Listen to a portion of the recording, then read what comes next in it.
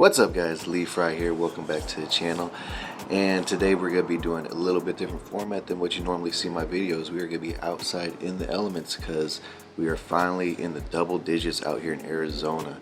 It's only going to be like 90 degrees today, so that is a lot better than 115, so I can actually finally come outside and not feel like I'm dying.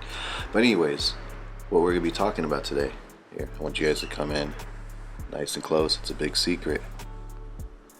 We'll be talking about cameras.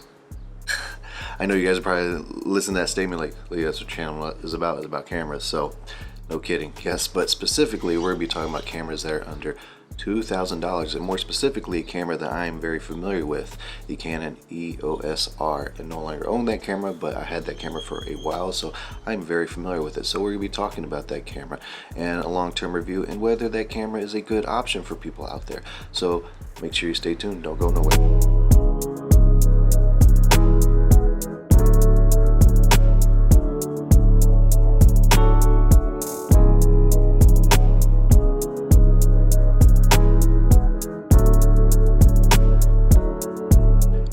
So guys, the reason I want to talk about cameras under $2,000 is because there's this big narrative out there about all these new cameras and whether you should have these new fancy brand new cameras, like for example the Sony a7S III, the Canon R6, R5, Panasonic S5, which that's actually a pretty decent price camera, or even now the new Sony a7 IV that's about to drop here anytime now that everyone's been waiting for it for the past year or two, it seems like. But that's why I want to talk about this.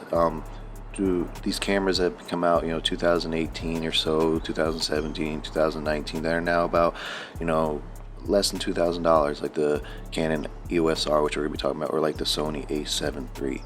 Both cameras are cameras that are still, in my opinion, very good cameras and are at a very good price point. So I'm going to talk about the EOS R and my experience with it, and why I think it's still an awesome camera for anybody that wants to get into full frame and under $2,000, and where you don't necessarily need something that is brand spanking new, the latest and greatest. About the EOS R, I'm not going to sit here and pretend like it's a perfect camera, like there's nothing wrong with it. It does have its flaws. You have the 4K crop, which kind of sucks. I made it work, but it does kind of suck. It's a massive crop of 4K. You have 720p for 120 frames per second. That does kind of, again, it's not great for right now.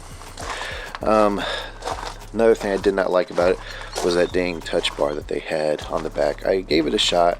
I tried to make it work, but unfortunately it was more of a nuisance than a help. So again, I'm not going to sit here and say that that thing is perfect and it has no flaws. Also, another thing, low light performance. It was not very good for a full frame camera. The low light performance, again, was not very good. Alright, but now let's talk about some things that I loved about that camera. And there were several. Like I said before, I love that camera. There was only really one specific reason I traded it in for what I have right now. So let's talk about some things that I loved about that camera. One thing I loved about it was the ergonomics. How that camera felt in the hand was amazing. I loved it. Like, even still to this day, I still think the ergonomics on the EOS R is by far superior to the Sony a7S III, so, or any of the Sony cameras for that matter. I just feel like the ergonomics was amazing. It felt like a tank.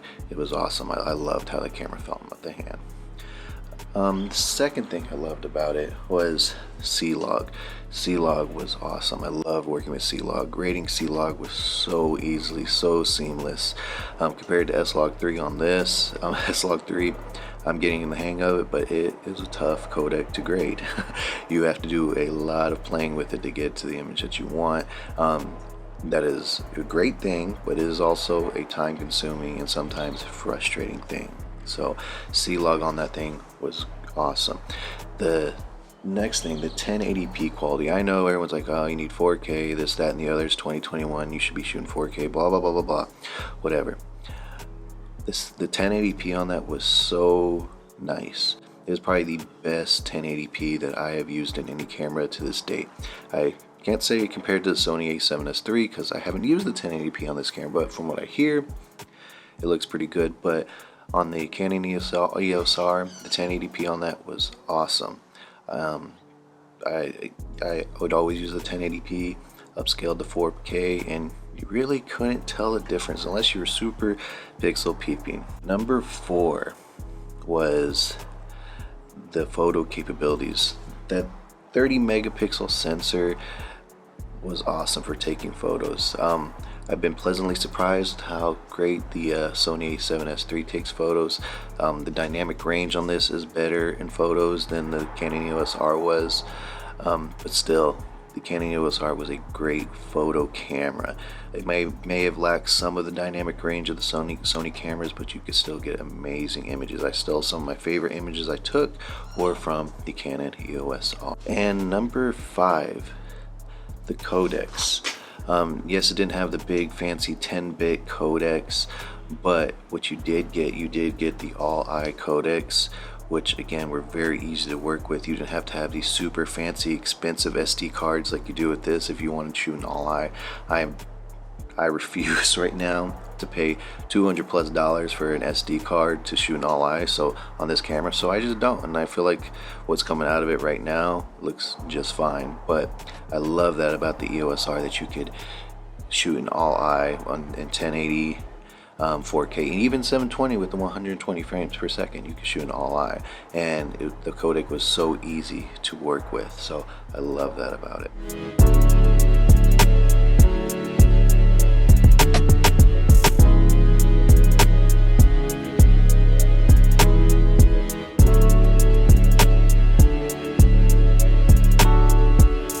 Alright guys, so in closing, do I think the Canon EOS R is still relevant in 2021? Yes, I do. If you are a photo shooter, video shooter, hybrid shooter, yes, I think this thing is more than relevant. You are going to get excellent video quality, excellent photo quality out of this camera. It's full frame, under 2 gram. The lens selection on this, albeit limited, the lenses are amazing. I still like those lenses so much better than I like the Sony lenses. I think the Sony lenses are great, but those RF lenses are freaking amazing. So that's the main thing that I miss is that glass.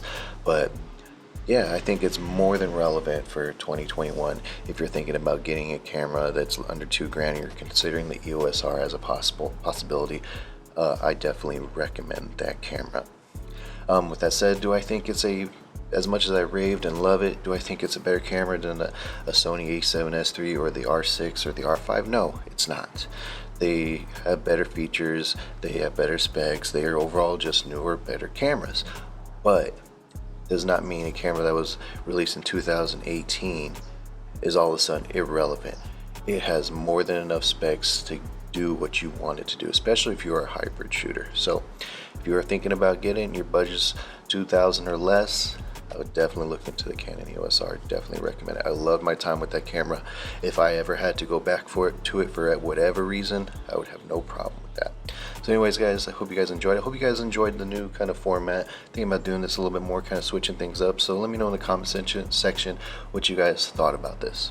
Alright guys, well anyways, we're going to wrap this up. If there's anything you guys want to see, please leave a comment. Let me know. If you're not subscribed, please hit that subscribe button, hit that like button, leave a comment, and we will see you guys at the next video. Have a good one.